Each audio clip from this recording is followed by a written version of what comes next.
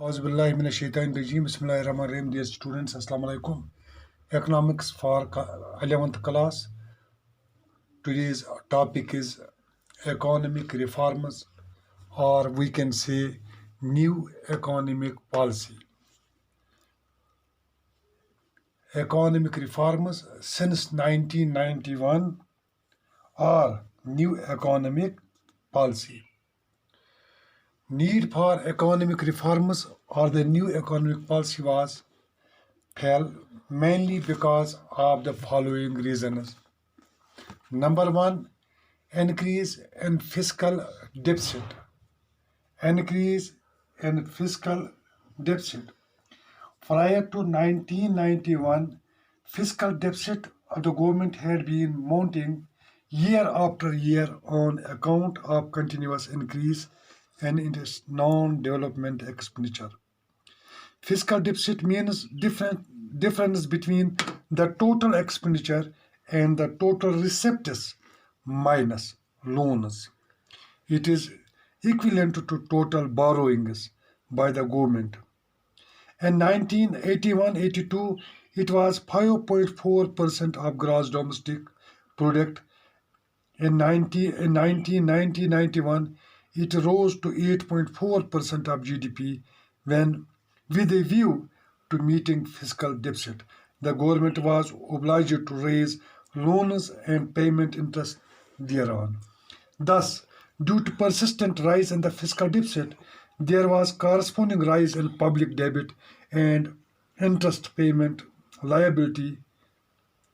Number two is mounting adverse balance of payment. Balance of payment and the difference between total exports and total imports of a country. When total imports exceeds total exports, the balance of payment becomes adverse. Our country needs foreign exchange to pay for the import of goods and services. The required foreign exchange is earned by exporting goods and services.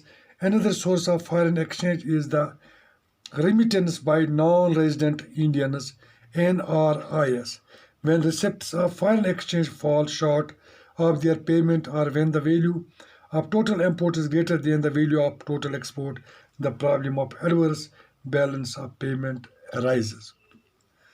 And number three is Gulf crisis. On account of Iraq war in 1991 and 1990-91, prices of petrol shoot up. India used to receive huge amount of remittance from the Gulf countries in foreign exchange. All that stopped all that stopped totally. Gulf crisis thus further accentuated accentuated the already adverse balance of payment position.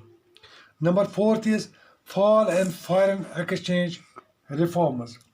In 1991, Indian foreign exchange reserves fell to such a low level that the same were not enough to pay for an import bill for over 10 days. Foreign exchange reserves that were rupees 8,151 crore in 1986-87 declined sharply to rupees 6,252 crores in 1989-90. The situation grew to acute that Chandrasekhar government had to mortgage country's gold to discharge its foreign debt service obligation.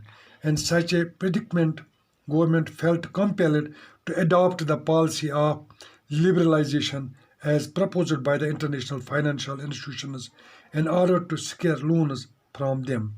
And fifth is rise in prices. In India, prices continue to rise rapidly.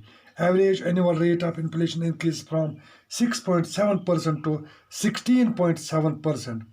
Prior to 1991 deficit goods monsoon for three consecutive years, prices of food grains rose substantially because of increasing pressure of inflation.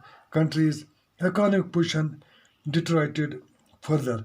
Main reason for inflation or annual rate of income in prices was rapid increase in the supply of money. This is this in turn was due to excessive resort to deficit financing.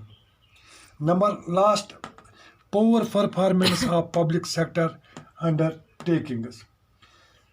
In 1951, there were just five enterprises in public sector in India, but in 1991 their number rose to 246.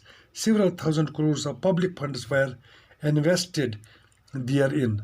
In the initial 15 years, their functioning was quite satisfactory, but thereafter, most of these suffered losses because of their poor performance. Public sector undertakings degenerated into liability. On account of the above expelling factors, it became inevitable for the government to adopt new economic policy. It was all the more necessary to increase industrial output and attract foreign capital. Now, my dear students, I hope that this is now clear to you, and tomorrow I will come before you with next new this lecture. Inshallah. Assalamu alaikum.